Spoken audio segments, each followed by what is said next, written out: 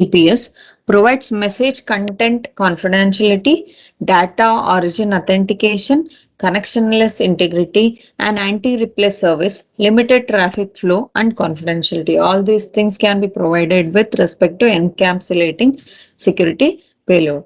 And services depend on options selected when established security association, net solution location.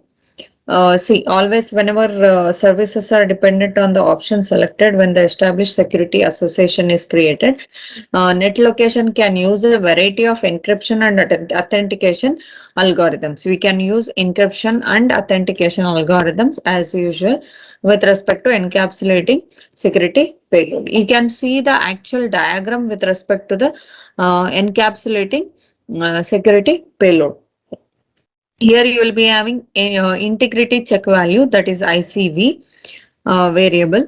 Here you can see the whole contents excluding this integrity check value.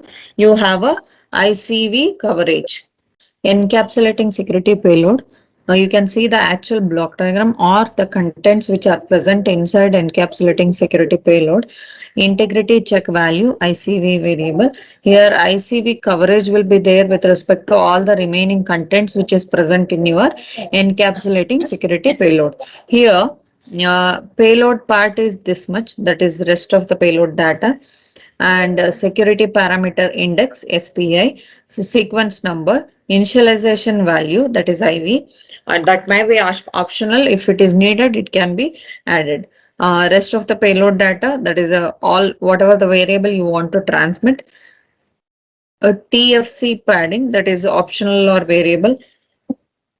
As we were doing the hash function padding, here they are doing TFC padding, that may be optional, or else with respect to the variable, means whatever the payload we are transmitting through this option, that can be checked with respect to here. TFC padding, that is with respect to the variable, and actual padding, extra padding is 0 to 255 bytes to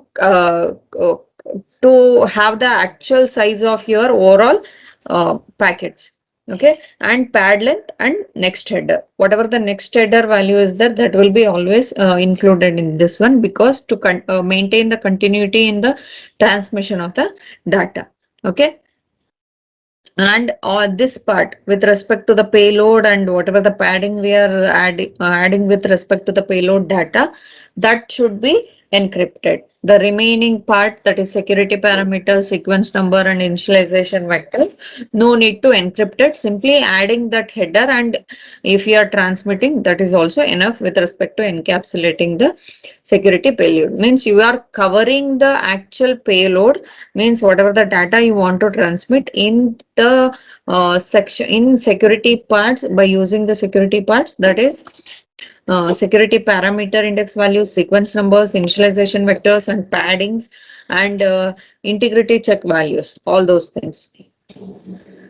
Encryption and authentication algorithms and padding.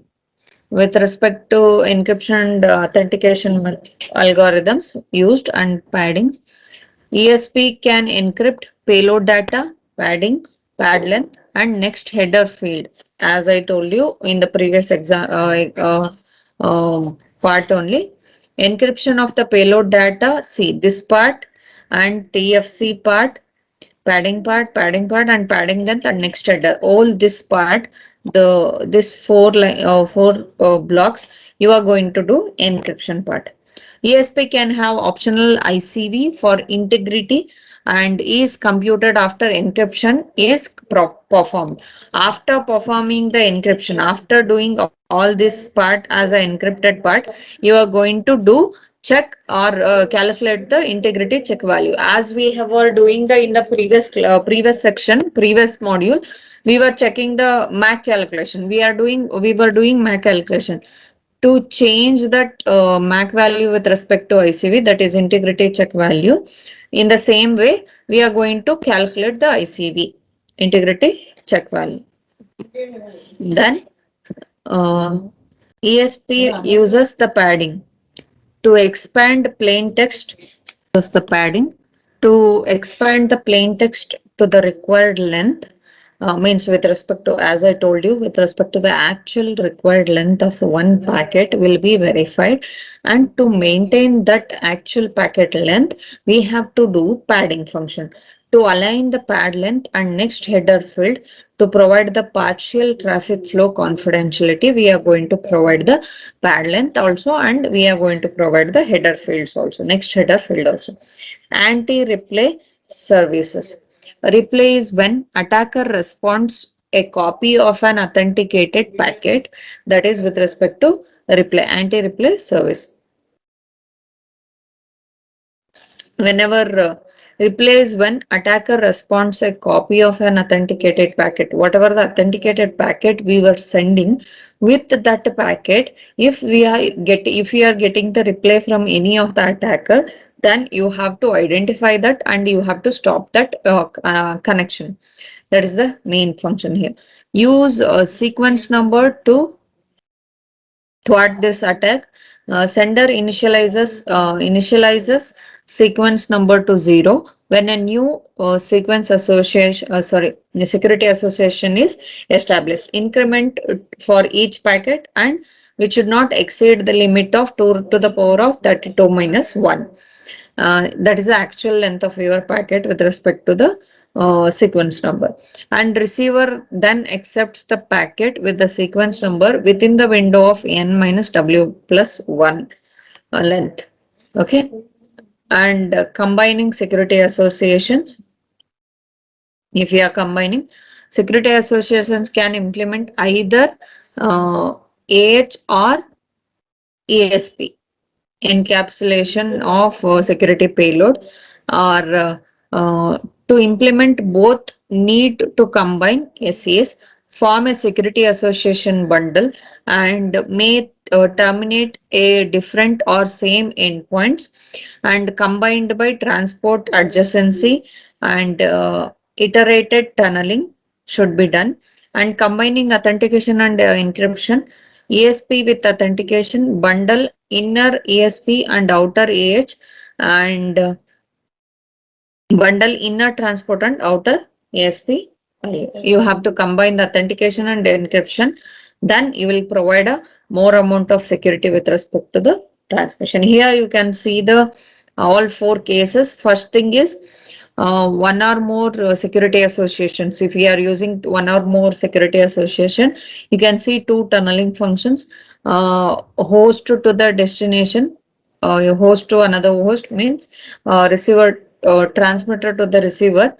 If you are going with respect to the local internet through the router to the actual internet, and to the router and local internet. If you want to transmit the data directly from host to the host, you are using the one or more security associations.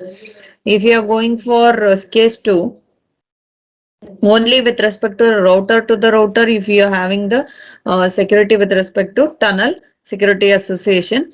Host to the tunnel, you won't be having any much security related constraints, and another router to the destination, if you won't be having much security related to only between the transmission between the one router to the another router, you are going to do or going to use the tunnel security association, where the data is transmitted through the public internet. Okay. If you are combining the both, this one security association and tunnel association also, then you will get here one or more security association and tunnel association. Host to the destination, you can use the security association normal, and if you're transmitting from one router to the another router, that will be always transmitted by using the tunnel security association, which will provide the two levels of security also. Here in case 4, if you don't have a two or some transmitter and receiver routers, directly from the host to the internet to the next router, then you will be having the tunnel SA and two or more security association. To transmit host to the router, you will be using tunnel SA. If you want to transmit host to the host, then you will be using security associations. IP security key management handles the key generation and destination. Always typically need two pairs of keys, that is two per direction for AH and ESP. Manual key management, subadmin manually configures every system, and automated key management has to be done. Automated system for on-demand creation of keys for security association in large systems. We have to do automated key management with respect to the large systems. Has Ocle and ISA KMP elements. And Ocle is a key exchange protocol based on Diffie-Hellman key exchange, adds the feature to address weaknesses respect to your Ocle. Okay, and can use arithmetic in prime fields or elliptic curves fields with respect to transmission of security payloads. Okay, and ISA KMP is Internet Security Association and Key Management Protocol. That is an expansion with respect to ISA KMP, Internet Security Association and Key Management Protocol. It provides the framework for key management always and defines the procedure and packet formats to establish, negotiate, modify, and delete the security associations. Okay, whenever it will define the whatever the procedures we have with respect to the creation of the packets and all, and packet formats, what are the different packet formats are there, how to establish them, and how to negotiate with respect to encryption method and compression methods, and how to modify the data, and after completion of this, and how to delete the security associations. All those things you can see in this Internet Security Association and Key Management Protocol, and independent of key exchange protocol and encryption algorithm and authentication methods. This type of management protocol is independent with respect to what type of encryption algorithm we are using, what type of authentication method we are using. Okay, IKE version 2 no longer uses Oakley and ISA KMP terms, but basic functionality is same with respect to protocol. IKE V2 exchanges. Always you will be having header SH, SAI1, KEI and NI to the responder. That is with respect to the header. Okay, what type of header we are transmitting. And if you are going for certificate identification, identity number, and certificate request, all those things will be sending here, second layer. And third layer, you will be checking with respect to if request is sent, you have to send the revert back the certificates that will be received here. And initial exchanges, you will be transmitting the key values and receiving the key value with respect to responder also, and certificate child security association exchange. You will be transmitting the create the child creation, and yeah, whatever the creation has been done in the initiator, responder will also revert it back with respect to that information exchange. Here, ISA KMP, you can see here, initiator security parameter index, that is SPI, and responder security parameter index will be added here. Totally, you can see that 0 to 31 bit means totally 32-bit response of data will be transmitted here. And here, next payload value means the packets will be arranged one by one. Next, whatever the packet is there, with respect to that, next payload value will be added. MJ version and N version, and exchange type and flags will be added here, and message ID and length. IKE header is the overall representation is here. Generic payload header is next payload, and you will be having carry and reserved area and payload length. Totally, you will be sending with respect to generic payload header. And IKE payloads and exchanges have a number of ISA KMP payload types.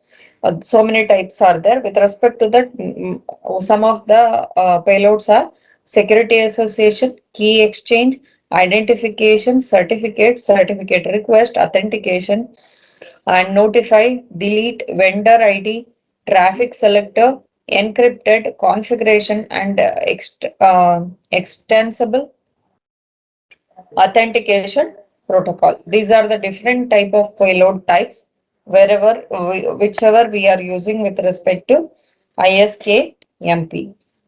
Payload has complex hierarchical structure, may contain multiple proposals with multiple protocols and multiple transforms. And cryptographic suites, what are the different type of cryptographic methods we can use to transmit, use to encrypt the data in the payload. That is, variety of cryptographic algorithm types are there to promote inter uh, intro interoperability. Have RFC 4308 defines VPN cryptographic suites. VPN A matches common corporate VPN security using 3DS and HMAC method of encryption methods. VPN B has a stronger security for new VPNs implementing the IP security version 3 and IKE version 2 using AES method of encryption method. AES method of encryption is having a high level of security because it is using 256 number of bits to encrypt your overall data. Okay, and RFC 4869 defines four encryptic suites and cryptographic suites compatible using US NSA specification. Provides choices for ESP and IKE, AES GCM, AES CBC, and HMAC SHA and ECP and ECD SA. These are the different methods of cryptographic methods which are used to do encryption on your payload. Yeah. In this, we have learned related to IP security and security frameworks, IP security policies, ASP, and combining the security association, internet key exchange, and cryptographic suites used with respect to this IP security.